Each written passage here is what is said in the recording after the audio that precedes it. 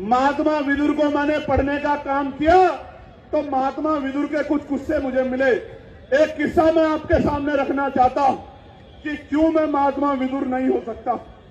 उसका कारण यह है कि एक बार महाकाव्य महाभारत में जब द्रौपदी का चीरहरण हो रहा था, दुर्योधन के इशारे पे दुशासन चीरहरण कर रहे थे, तो पूरी सभा बैठ के तमाशा देख रही थी।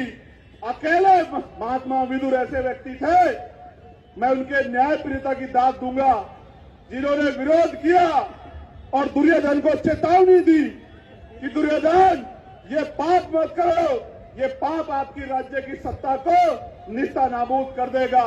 मैं इसलिए मानता हूं कि मैं और महात्मा विदुर में फर्क है, क्योंकि अगर मैं होता, बाबा साहब अम्बेडकर का अनुयायी अगर उस समय होता तो उस सभा में दुशासन की टांग पे टांग धर के चीर देता, लेकिन किसी बहन बेटी का अपमान नहीं होने देता।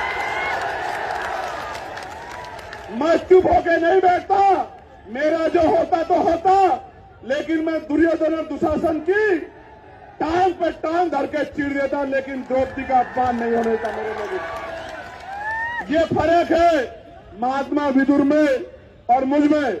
जब मैंने उनको आगे पढ़ा तो मुझे पता लगा कि जब कौरवों और पांडवों में, महाकाव्य में जब मैंने पढ़ा कि कौरवों और पांडवों में जब बंटवारा होने लगा तो महात्मा विदुर ने प्रस्ताव दिया कि पांडवों को 5 गांव दे दो। दुर्योधन ने मना कर दिया, फिर युद्ध हुआ। आज भी ये युद्ध है।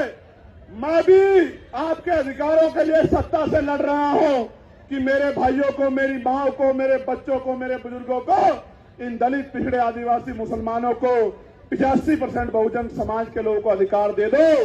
तो ये सरकारें देना नहीं चाहती। आज भी युद्ध हो गया। उस समय युद्ध तलवार भालों से होता था, बंदूकों से होता था।